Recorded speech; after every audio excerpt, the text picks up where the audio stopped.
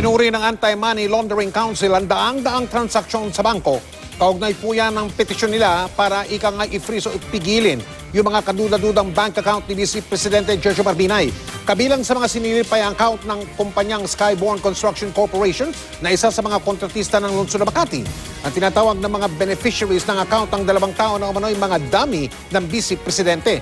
Sinuri po ng GMA News Research ang mga taong yan at ang transaksyon ng Skyborn. At narito po ang pagtutok ni Tina Panganiban Perez.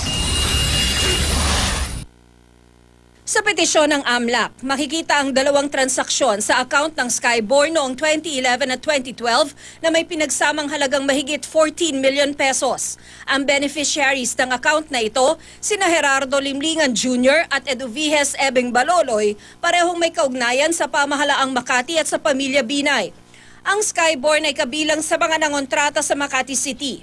Base sa financial statement ng Skyborn, nagkaroon ito ng transaksyon sa Makati City Government sa mga huling buwan ng 2005 at nakasingil ng halos 18 million pesos.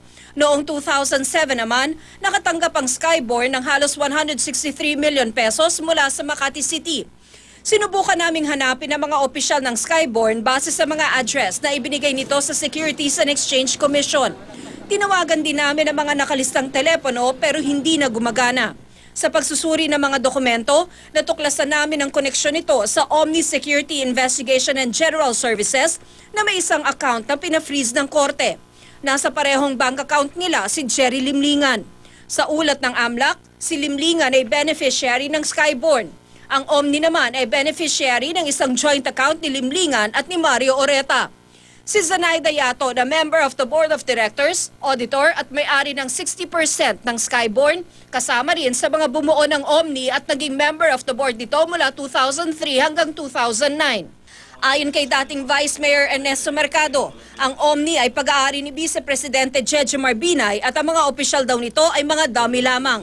Natuklasan din naming si Yato at ang iba niyang kasamang opisyal sa Skyborn ay kabilang din sa mga bumubuo sa Twin Leaf Corporation. Kamakailan lang ay naungkat ang kaugnayan ng Twin Leaf sa mga transaksyon sa Makati. Ito ay naging developer ng Makati Homeville na isang relocation site sa Laguna. Ayon sa kampo ni Binay, ang Twin Leaf ay pag-aari ni Mercado. Sa 2014 na dokumento ng Twin Leaf sa SEC, si Mercado ay general manager at isa sa mga may-ari ng kumpanya. Nakausap ng GMA News sa Mercado at inamin niyang kasama siya sa mga nagtatag ng Skyborn. Pero anya, lehitimo ito at hindi raw isang dummy corporation nang itatag noong 2005. Tina Panganiban Perez, Nakatutok, 24 Oras.